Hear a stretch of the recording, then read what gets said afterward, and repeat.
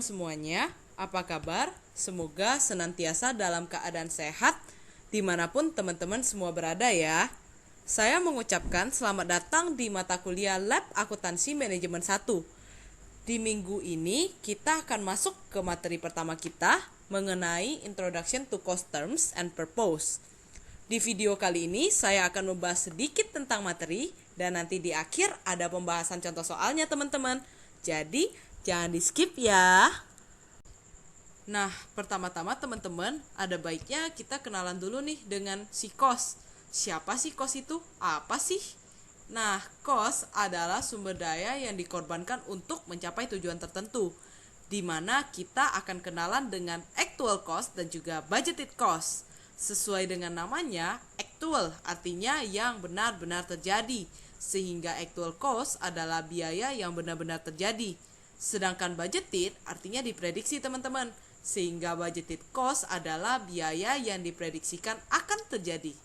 Biaya-biaya ini diukur untuk menyatakan harga sesuatu. Sesuatu inilah yang kita sebut dengan cost object. Cost atau biaya teman-teman terbagi menjadi dua. Yang pertama adalah direct cost dan juga yang kedua adalah indirect cost. Di mana direct cost adalah biaya yang langsung berkaitan dengan produk, sedangkan indirect cost adalah biaya yang tidak langsung berkaitan dengan produk. Nah, setelah kita kenalan dengan direct dan indirect cost, kemudian muncul nih pertanyaan, gimana cara nilai biaya tersebut sehingga menjadi cost object? Di sini dikenal dengan istilah cost assignment teman-teman, yang mana cost assignment itu adalah general term yang terdiri menjadi dua. Yang pertama tracing dan yang kedua adalah allocating. Tracing adalah melacak direct cost langsung ke cost object. Sedangkan allocating adalah kita mengalokasikan indirect cost ke objek teman-teman. Nah teman-teman, untuk membantu teman-teman semua agar lebih mudah memahami mana sih yang direct cost dan mana sih yang indirect cost, saya akan bantu buatkan sebuah ilustrasi sederhana teman-teman. Nah, sini saya sediakan sebuah gambar di tengah menunjukkan bahwa ilustrasi ini adalah pembangunan sebuah proyek. Coba teman-teman kita bayangin bareng-bareng ya. Ketika membangun sebuah proyek, pasti dong butuh beli semen, sewa alat berat, maupun hire pekerja lapangan. Nah, tiga tadi kita bisa klasifikasikan sebagai direct cost teman-teman. Kenapa? Karena biaya-biaya itu langsung berkaitan dengan produk kita. Nah, sekarang muncul pertanyaan teman-teman. Biaya seperti apa sih yang tergolong indirect? Contohnya adalah ketika kita membangun sebuah proyek teman-teman. Terkadang kita sering banget ngeliat di tempat proyek ada kantor-kantoran yang gak permanen gitu teman-teman, yang dari kayu. Nah, itu bisa kita kategorikan sebagai indirect cost. Atau misalnya pekerja di perusahaan kontraktor itu digaji kan teman-teman ya. Nah, itu juga kita bisa kategorikan. Kenapa? Karena tidak langsung berhubungan dengan produk kita teman-teman. Baik, selanjutnya kita akan membahas tentang cost behavior patterns. Ada dua tipe dalam cost behavior patterns yang seringkali dijumpai, yaitu fixed cost dan juga variable cost teman-teman. Fixed cost adalah biaya yang tidak bergantung pada kuantitas, sedangkan variable cost adalah biaya yang bergantung pada kuantitas teman-teman. Nah, misalnya aja, sebuah perusahaan bergerak di bidang fashion, membuat banyak baju nih teman-teman. Mana nih yang kira-kira fixed cost dan mana nih yang kira-kira variable cost? Nah, ketika sebuah perusahaan membuat baju, pasti butuh kain dan juga benang dong. Nah, kain dan benang itu adalah variable cost teman-teman. Kenapa? Karena untuk membuat 100 dan 200 baju itu memerlukan jumlah kain dan benang yang berbeda. Jumlah baju yang berbeda akan menyebabkan biaya yang terjadi juga berbeda teman-teman. Nah, kalau gitu yang disebut dengan fixed cost yang mana? Nah, teman-teman bayangkan kalau misalnya kita buat baju mau 100, mau 200, 300, kita akan tetap bayar sewa bangunan sama kan teman-teman? Nah, sewa bangunan itu kita sebut dengan fixed cost. Meskipun jumlah bajunya beda, tapi biayanya tetap sama teman-teman. Selanjutnya kita akan membahas tentang bisnis sektor teman-teman. Bisnis sektor itu terbagi menjadi tiga. Yang pertama itu adalah manufacturing sector companies. Perusahaan seperti apakah yang manufacturing sector companies? Nah, perusahaan jenis ini adalah perusahaan yang membeli material dan merubah menjadi finished good atau barang jadi. Contohnya adalah PT Indofood. Yang kedua adalah merchandising sector companies, teman-teman. Perusahaan seperti apakah merchandising sector companies? Nah, perusahaan jenis ini adalah perusahaan yang membeli dan menjual tanpa merubah bentuk. Biasanya barangnya adalah tangible atau berwujud. Contohnya adalah perusahaan Arrow Electronic. Nah, yang ketiga dan terakhir itu adalah service sector companies, di mana perusahaan ini adalah perusahaan yang menyediakan jasa. Contohnya EY, teman-teman. Baik, selanjutnya teman-teman, kita akan kenalan dengan tipe-tipe inventory, teman-teman. Ada 3 jenis inventory, yaitu direct material inventory, work in process inventory, dan juga finished good inventory, teman-teman. Direct material inventory adalah material yang akan digunakan dalam proses pembuatan. Work in process inventory adalah barang yang telah dikerjakan tapi belum selesai. Sedangkan finished goods adalah barang yang telah selesai diproses, teman-teman. Nah, untuk memudahkan teman-teman, saya akan coba bantu dengan memberi contoh ya. Misalnya, dalam pembuatan handphone, teman-teman. Semua orang pakai handphone dong ya, teman-teman ya. Nah, kita membutuhkan bahan-bahan seperti komputer chips dan beberapa bahan-bahan lainnya. Nah, komputer chips itu terdapat dalam direct material inventory. Ketika kita sudah mengumpulkan bahan-bahannya, mengumpulkan materialnya, lalu kita mulai proses perakitannya, mana sih yang masuk ke dalam WIP inventory atau work in process? Nah, yang masuk ke dalam work in process inventory adalah proses pembuatan handphonenya di tingkat manapun, teman-teman. Misalnya, lagi pasang baterai dan lain sebagainya. Pada tingkat ini, barang sedang dalam proses tetapi belum selesai menjadi handphone. Jadi belum bisa dijual, teman-teman. Nah, ketika proses pengerjaan telah selesai, akan menjadi handphone, bukan? Nah, handphone yang udah jadi tetapi belum terjual masuk ke dalam finished good inventory, teman-teman. Itu tadi perbedaan antara 3 jenis inventory ya, teman-teman. Setelah kita membahas tipe-tipe inventory, kita masuk ke klasifikasi dari biaya manufaktur nih, teman-teman. Ada 3 terms yang kita gunakan untuk menggambarkan manufacturing cost, yaitu direct material cost, direct manufacturing labor cost, dan indirect manufacturing cost. Atau indirect manufacturing kita sering sebut dengan manufacturing overhead cost ya, teman-teman. Direct material cost adalah biaya yang digunakan untuk mengakuisisi bahan atau material. Sedangkan direct manufacturing labor cost adalah biaya yang digunakan untuk membayar pekerja. Dan yang ketiga adalah indirect manufacturing cost atau manufacturing overhead cost. Adalah biaya yang tidak bisa kita trace tetapi berkaitan dengan cost objek, teman-teman. Nah, itu tadi klasifikasi dari biaya manufaktur ya, teman-teman. Nah, selanjutnya kita akan kenalan dengan istilah baru lagi, yaitu prime cost dan juga conversion cost, teman-teman. Nah, prime cost ini adalah semua direct manufacturing cost. Kata kuncinya adalah ketika kita mencari prime cost adalah dengan menambahkan direct material cost dan juga direct labor cost. Sedangkan conversion cost adalah semua manufacturing cost kecuali direct material cost. Di mana conversion cost itu mewakili semua manufacturing cost yang terjadi untuk merubah direct materials itu menjadi finished good. Kata kuncinya adalah menambahkan direct manufacturing labor cost dengan manufacturing overhead cost, teman-teman. Baik, teman-teman, selanjutnya kita akan belajar bagaimana sih cara menghitung cost of goods manufactured dan juga cost of goods sold. Terbagi menjadi 4 step ya, teman-teman, untuk memudahkan teman-teman semuanya. Yang pertama itu adalah kita mencari berapa sih direct material yang kita gunakan di tahun tersebut.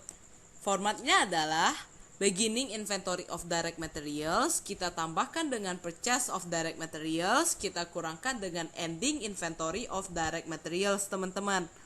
Nah, direct material use ini kita gunakan di step 2. Nah, step 2 adalah mencari total manufacturing cost incurred.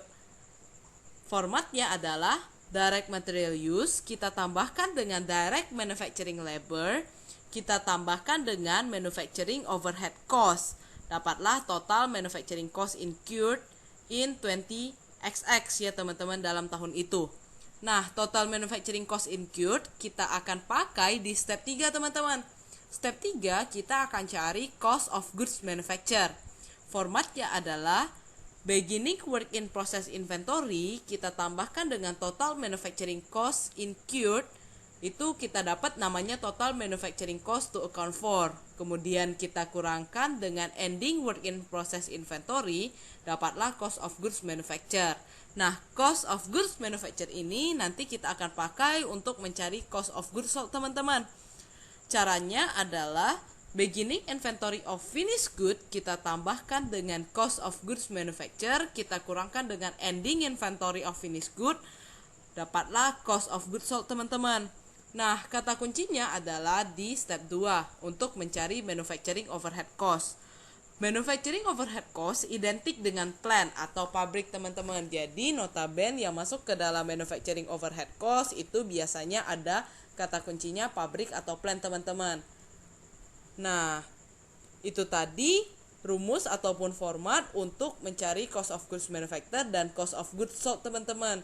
Nah, saya harap teman-teman di sini boleh take a concern benar-benar untuk paham dan juga teman-teman ingat bagaimana format dari mencari cost of goods manufactured dan juga cost of goods sold ya teman-teman semuanya. Nah teman-teman, selanjutnya kita akan membahas mengenai problem 3 ya teman-teman.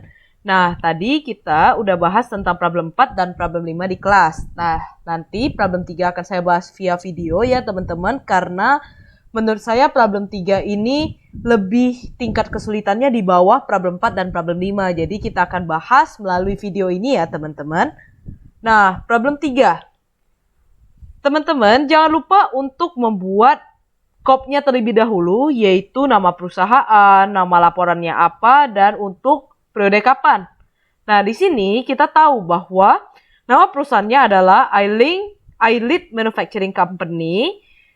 Schedule of COGM ya, nama laporannya for the quarter ended March 31st ya, 20XX, karena kita nggak tahu ini ada di tahun berapa.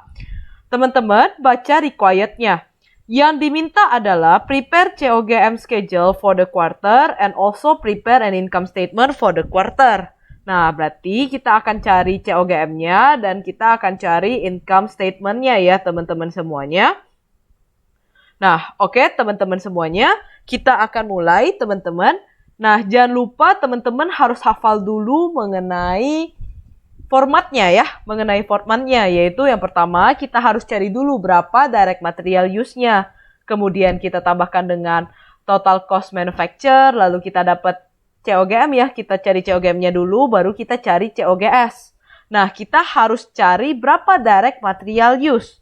Nah, teman-teman di soal langsung dikasih tahu berapa yang kita gunakan ya. Jadi kita tidak perlu cari lagi dengan beginning inventory DM, kita tambahkan dengan purchase, kita kurangkan dengan ending, itu nggak usah lagi teman-teman. Kenapa? Karena di sini langsung stated segini loh yang kita pakai. Nah, maka di sini direct material use kita masukin ya teman-teman ya. Angkanya yaitu sebesar 378.000 ya. Lalu, setelah kita tahu direct material use-nya, jangan lupa teman-teman, DM kita tambahkan dengan direct manufacturing labor. Nah, teman-teman cari, mana nih direct manufacturing labor? Oh, yang ini nih Ci, direct manufacturing labor. Oke. Nah, saya highlight dulu. Nah, berarti direct material labor-nya itu adalah 480.000 ya. Berarti kita masukkan 480.000 ya, teman-teman. Lalu, apalagi setelah DM, DML, lalu kita harus tambah dengan manufacturing overhead cost. Teman-teman, kata kunci manufacturing cost itu adalah semua biaya yang terjadi di plant. Ya, kalau bahasa Inggrisnya atau bahasa Indonesianya terjadi di pabrik. Kita harus cari tahu mana nih beban-beban yang ada di pabrik. Misalnya, oh kita di pabrik itu ada bayar utilitas nih, listrik, apa segala macam. Nah, itu kita masukkan ke manufacturing overhead cost.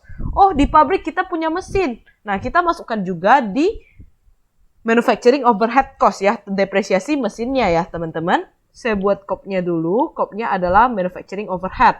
Nah, kita coba identifikasi dari satu persatu ya. WIP Januari, bukan. Finished good, bukan. Indirect material use. Nah, indirect material use itu termasuk komponen dari manufacturing overhead ya teman-teman. Nah, kita masukkan ya, indirect material yaitu sebesar 480.000 ya. Oh, sorry, maaf 84.000 ya. Nah, setelah indirect material kita cari lagi. Oh, ada nih indirect manufacturing labor. Indirect manufacturing labor itu kita juga masukkan ke manufacturing overhead. Nah, indirect manufacturing labor. Nah, sekarang teman-teman, kenapa ini kan ada manufacturing labor. Di atas juga ada manufacturing labor. Nah, kenapa kenapa indirect manufacturing labor itu kita pisah? Teman-teman, kalau yang direct manufacturing labor itu, kalau teman-teman tarik contohnya yang real itu seperti apa? Seperti dia benar-benar kerja di pabrik. Contohnya, misalnya ini adalah pabrik buat sepatu. Nah, dia adalah yang benar-benar buat sepatu. Mungkin dia adalah tukang potong kulitnya atau lain sebagainya yang benar-benar kalau nggak ada dia nih barang nggak bisa jadi teman-teman. Tapi kalau indirect manufacturing labor use ini merujuk kepada orang-orang yang bekerja sebagai pendukung. Jadi kalau nggak ada orang-orang ini juga sebenarnya barangnya bisa jadi. Contohnya ada satpam pabrik. Nah, satpam pabrik nggak ada satpam sebenarnya barangnya bisa jadi nggak sepatu? Bisa teman-teman. Makanya indirect ini kita masukkan ke manufacturing overhead. Bukan kita pisahkan ke DM dan juga DML seperti tadi ya teman-teman. Nah, DML itu adalah prime cost. Nggak ada DML ya udah nggak bisa teman-teman untuk buat si barang tersebut. Nah, indirect manufacturing labor itu 186.000. Lalu kita identifikasi lagi. Property taxes on manufacturing plant building. Ada kata kunci plant. Ini adalah ketika kita bayar pajak teman-teman. Nah, bayar pajak untuk bangunan si pabrik. Makanya dia masuk juga ke manufacturing overhead. Yaitu sebesar 28.800. Lalu kita baca lagi ya teman-teman. Salesperson company vehicle cost. Teman-teman, kalau teman-teman artikan ini jadi bahasa Indonesia, ya ini seperti upah bensin lah, upah solar. Kalau teman-teman ada sales ya, sales itu yang orang perantara untuk jual barang gitu ya teman-teman. Artinya ini bukanlah sesuatu yang terjadi di pabrik, melainkan adanya di kantor ya, karena ini udah berkaitan dengan selling and general administrative expense. Bukan lagi kita bahas di COGM. Nah, makanya ini kita lewatkan. Ini tidak masuk komponen COGM. Kita masuk ke yang selanjutnya. Depreciation of manufacturing equipment. Nah, di sini dikatakan bahwa manufacturing equipment artinya adalah depresiasi equipment untuk barang-barang manufaktur ya, untuk perlengkapan manufaktur. Artinya, equipment ini ada di pabrik. Karena dia ada di pabrik, kita akan masukkan ke manufacturing overhead. Nah, saya tandai kuning karena saya udah pakai ya, biar saya nggak lupa. Berapa? 264.000. Lalu, teman-teman baca lagi, depreciation of office equipment. Office, kantor, berarti dia tidak berhubungan dengan pabrik. Nah, ini akan jadi selling and general and administrative expense. Tidak masuk ke komponen COGM. Nanti di income statement baru kita pakai. Skip. Kita skip dulu ya. Lalu, miscellaneous plant overhead. Di sini ada kata-kata plant, pabrik. Berarti ini adalah beban lain-lain ya di pabrik. Makanya kita masuk ke COGM ya. Pokoknya teman-teman, seperti yang tadi saya sempat singgung teorinya, kalau dia plan ya, ini kan berkenaan dengan pabrik, makanya dia akan masuk ke schedule of COGM. Berapa nih? 135.000 nih saya tandakan ya, saya highlight, artinya saya udah pakai 135.000. Nah, lalu kita move. Plan utilities. Plan utilities itu seperti bayar listrik, bayar telepon, bayar air ya, utilitas. Di plan, di pabrik, berarti kita masukkan ke COGM. Plan utilities ya. Plan utilities berarti kita masukkan 92.400. Lalu Poin selanjutnya, general office. Nah, udah kata-kata office nih teman-teman. Berarti udah pasti nggak masuk ke COGM. Nanti kita pakai di income statement. Lalu marketing, distribution cost. Ini biaya-biaya untuk distribusi marketing ya, untuk kita jualan ya teman-teman. Udah pasti kita bukan di COGM, tapi di income statement. Nah, kita masuk lagi ke revenue. Nah, revenue udah pasti kita nggak bahas di COGM. Kita akan bahas di income statement. Ya udah, berarti semua komponen kita udah masuk teman-teman. Nah, selanjutnya kita jumlahkan dulu ya. Berapa nih total manufacturing overhead-nya? Total manufacturing overhead-nya adalah, teman-teman jumlahkan ya, 84.000, 186, 28800, 264, 135, dan 92.400. Nah, coba teman-teman udah pada pakai kalkulator belum nih? Nah, coba ya. Nah, hasilnya adalah 790.200. Ingat, teman-teman, saya besarkan ya. Nah, apa nih next step-nya? Next step-nya adalah, teman-teman, kita jumlahkan DM tambah DL tambah MOH jadi total manufacturing cost incurred.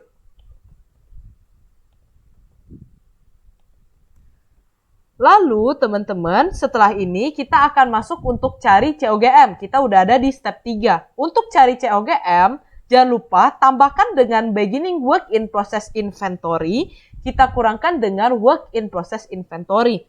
Work in process inventory itu sebenarnya kita udah kerjain teman-teman. Jadi ibaratnya kalau kita bikin sepatu, work in process udah jadilah dikit. Misalnya udah jadi bentukannya sepatu atau udah potong nih kulitnya, belum ditempel dan sebagainya. Pokoknya kita udah mulai kerjain teman-teman.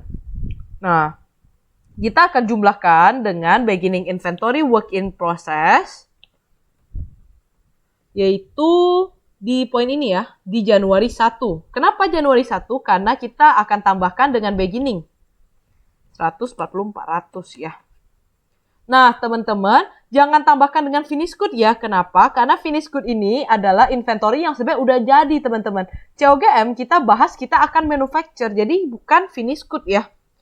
Nah, lalu teman-teman, ketika teman-teman jumlahkan, dia akan dapat total manufacturing cost to account for. Ya, teman-teman jumlahkan. Lalu, teman-teman selisihkan dengan work in process ending. Kenapa Maret 31? Kan biasanya itu 31 Desember. Ingat teman-teman, laporan itu nggak selamanya itu end date-nya 31 Desember. Ini adalah quarterly report. Jadi dia setiap 3 bulan sekali. Makanya di sini WIP-nya Maret 31 ya. Jadi tergantung kebijakan si perusahaan, teman-teman ya. Oke, kita kurangkan dulu dengan ending WIP ya, yaitu sebesar 171.000 ya.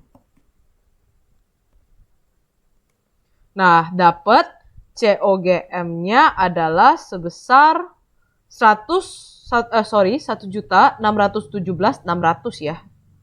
Ini adalah cost of goods manufacture. Saya tandahkan warna kuning ya, teman-teman. Lalu jangan lupa COGM-nya nanti kita akan bawa ke COGS. Nah, teman-teman masih ingat untuk komponen-komponen di income statement? Nah, komponen di income statement jangan lupa revenue dikurang cost of goods sold, dapat net profit. Kalau misalnya nggak ada general and administrative, kita bisa langsung sebutkan dia sebagai net profit. Tapi karena ada selling and general ya, maka kita revenue kurang COGS itu dapatnya gross profit ya. Lalu baru kita kurangkan dengan selling and general administrative, baru kita dapatkan net profit ya. Itu secara sederhananya ya. Nah, nanti di Akmen sebenarnya kita tidak akan sekompleks kalau kita buat income statement di akuntansi dasar. Nah, teman-teman, income statement itu kita mulai dari revenue, ya, pendapatannya kita. Pendapatannya kita berapa nih? 1750 ya, kita highlight dulu, 1750. Lalu jangan lupa kita cari teman-teman, berapa cost of goods sold. Cost of goods sold, cara carinya, kalau teman-teman masih ingat ya, tadi barusan banget di kelas, kita bahas COGS itu cara carinya adalah beginning finished good, ya, teman-teman jumlahkan dengan COGM, diselisihkan dengan ending finished good, kita dapat COGS, karena ini adalah perusahaan manufaktur. Nah, teman-teman, di sini teman-teman harus take a note. kita bisa pakai semua COGM-nya langsung. Jika kita yang produksi, unit yang kita produksi dan unit yang kita jual itu sama. Di soal ini tidak dikatakan, jadi kita asumsi aja yang kita produksi semuanya kejual. Jadi COGM-nya kita bisa pakai semuanya. Tapi kalau kalau unit sales-nya itu berbeda ya, artinya unit produksinya lebih besar ya, nggak mungkin lah ya lebih kecil. Nah, unit produksinya misalnya 1000, yang kita jual 800, kita nggak bisa pakai langsung nih 1617-nya. Kenapa? 1617 stand for 1000. Kita harus bagi dulu nih. 1617.600 bagi 1000 baru kita kali yang terjual. Nah, karena kita asumsikan dia adalah sama, maka kita bisa langsung pakai ya 1617.600. Nah, kita mulai dulu dari beginning inventory finished good. Kita cari nih finished good Januari 1, 540.000.